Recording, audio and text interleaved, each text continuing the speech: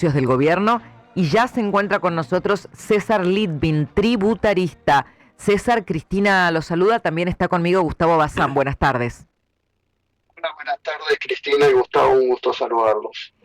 Bueno, César, cuéntenos cuál es su opinión luego ya de los anuncios concretos que ha hecho el gobierno.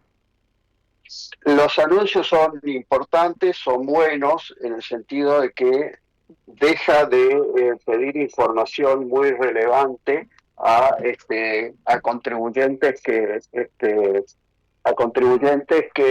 no son significativos desde el punto de vista recaudatorio, y desde ese punto de vista me parece que simplifica mucho también la tarea de ARCA, teniendo en cuenta que va a poner foco en los contribuyentes más importantes, ¿sí? Eh, esto también quita mucho trabajo a escribanos, a bancos, a agentes bursátiles, etcétera, que estaban obligados a reportar operaciones que tenían un monto que quedó totalmente pulverizado por la inflación, los montos a partir de los cuales había que dar información. Yo creo que esto cierra bien en la medida en que los proyectos de ley que van a mandar al Congreso contemplen la seguridad jurídica para el contribuyente, Claro. y esto es el punto más importante, el punto clave, y además de mandar al Congreso que sea aprobado por el Congreso. Estoy hablando de la Ley de Procedimiento Tributario, de la Ley Penal Tributaria y de la Ley Penal Cambiaria.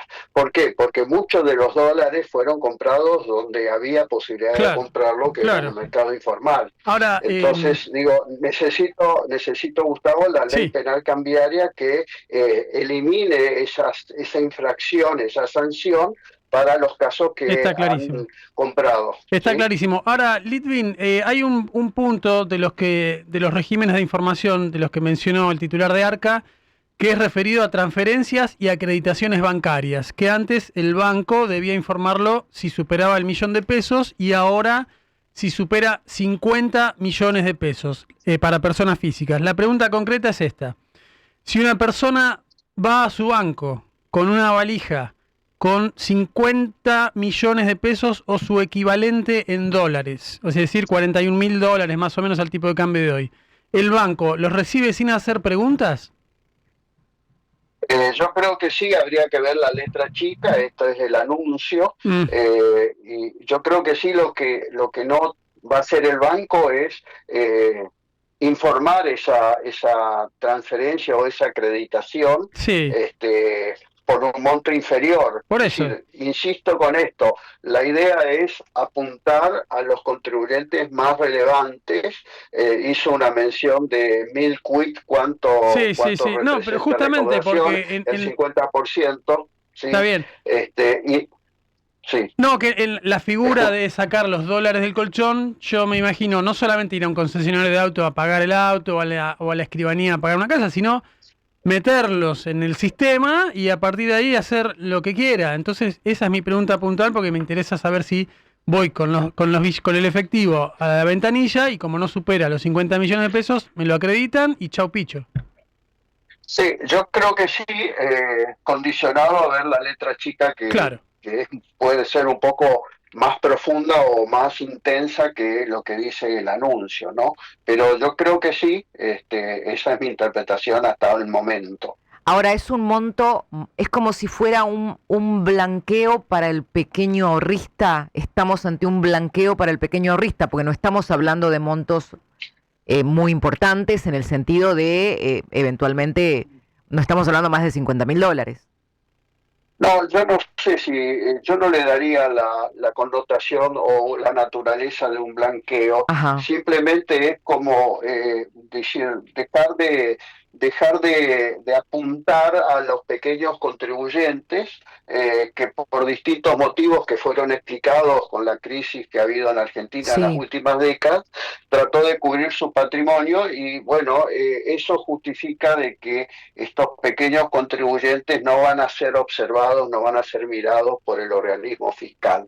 Claro, correcto. Se ha desmontado una estructura que apuntaba incluso al pequeño ahorrista que en realidad lo único que estaba buscando era defenderse de la inflación, del Estado, del exceso Sí, en tributación. del plan Cristina, del plan Bonex, de la especificación Sí. asimétrica, del que depositó dólares, no recibió los dólares, del corralito, corralón, todo lo que ha pasado, lo que hemos pasado en una Argentina en las últimas décadas, donde tampoco daba confianza tener el dinero en los bancos, ¿no? Ahora, Litvin, en el caso de las operaciones inmobiliarias, los escribanos dejan de estar obligados a informar también la operación. Eso quiere decir que yo voy con mis fondos, pago lo que realmente se paga, más allá de lo que se informe, como habitualmente sucede con las operaciones inmobiliarias, y ahí se termina todo. ¿Eso cómo lo ve? Sí, yo creo que desobliga a los escribanos a informar estas operaciones, pero deja intactas las facultades de la UIF para investigar Claro. lo que pueda provenir de dinero sucio, Claro, ¿no? si yo compro una casa de $1 millón, me van a preguntar de dónde sacaste ese $1 millón, por más que el escribano no haya informado. Tiene facultades que si tiene esa información de preguntar y si las respuestas no son correctas, de sancionar, claro, por supuesto, ¿sí? Ahora, digo, el broche de oro es la aprobación de estas leyes que estoy diciendo, que elimina cualquier inseguridad jurídica. Lo que tiene que tener el ciudadano de a pie seguro. es que esto no tenga consecuencias futuras. Y cuando digo consecuencias futuras, hablo desde el punto de vista que no le pueden reclamar nada hacia atrás, Seguro. y también que los impuestos hacia adelante no le coman o no le muerdan ese patrimonio ahorrado y que lo tenía encanutado, entre comillas. Ahora, Litvin acaba de terminar un blanqueo, ahora a principios de mayo, que era muy beneficioso para el individuo porque prácticamente salía gratis, bajo ciertas condiciones. ¿Qué le hace pensar? Hasta $100.000 gratis. Sí, no, y más también si uno lo dejaba inmovilizado el dinero hasta el 31 de diciembre de 2025, en la cuenta cera.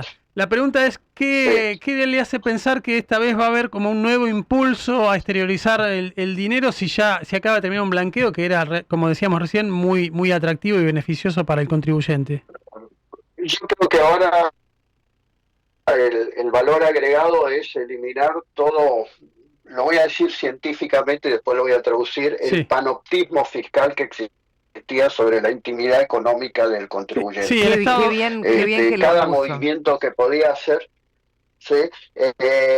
Cada movimiento que hacía el contribuyente, Arca tenía una cantidad de información donde sabía cuánto pagaba despensas, claro, qué inmuebles compró, qué autos compró, cuánto gastaba con tarjeta de crédito, cuánto gastaba por viajes al exterior. Es decir, tenía toda la posibilidad de reconstruir toda esa intimidad económica de un contribuyente, que acá se está desmontando todos esos regímenes informativos que le daban herramientas a ARCA, pero que en definitiva tampoco funcionaban porque la informalidad seguía creciendo.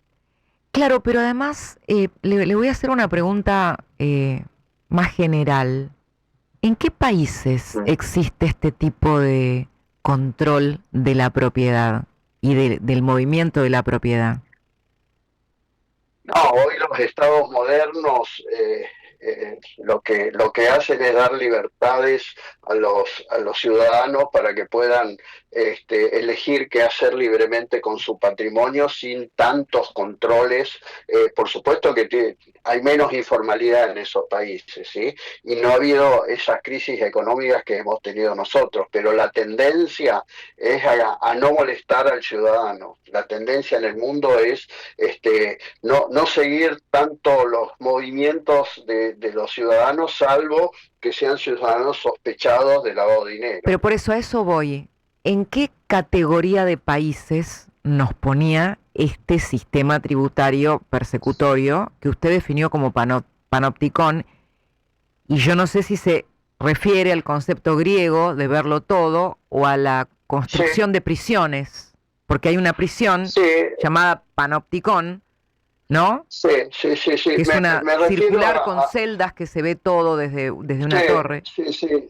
justamente el fisco actuaba desde ese lugar tratando de mirar todo lo que hacía el contribuyente. Y estábamos entre los países muy regulados, donde el organismo fiscal con un gran poder y con una gran discrecionalidad en Ujú. el uso de ese poder, ¿sí? Que cuando excedía la discrecionalidad, la frontera se convertía en arbitrario también, ¿no? Ha habido Claro, persecuciones en gobiernos anteriores contra determinados contribuyentes por opinar diferente, por escribir diferente, y bueno, esto ha pasado en la Argentina, no podemos negarlo, pero también tiene que ver con todo el nivel de información, y ese nivel de información mal usado es peligroso para el contribuyente. Por eso muchos exacto. contribuyentes estaban justamente tratando bueno, de cubrir su patrimonio, cubrir su seguridad también, porque esto hay algo muy importante, se vuelve a una norma que el gobierno anterior derogó y lo había impuesto el gobierno de Macri, que es los bancos no tienen por qué pedir declaraciones juradas de impuestos de los Claro, contribuyentes, claro. porque Si eso encima forma sos parte su del secreto cliente, ¿qué les fiscal. importa?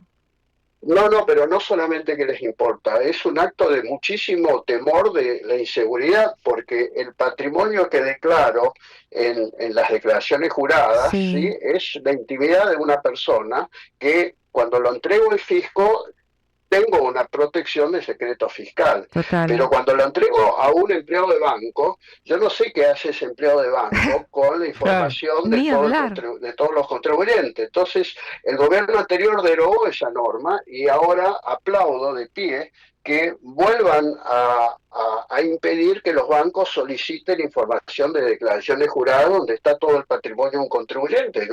En un país con tanta inseguridad, con tantos robos, con tantos secuestros, yo diría que genera una inquietud muy grande. Así que esto lo quiero remarcar porque es muy importante.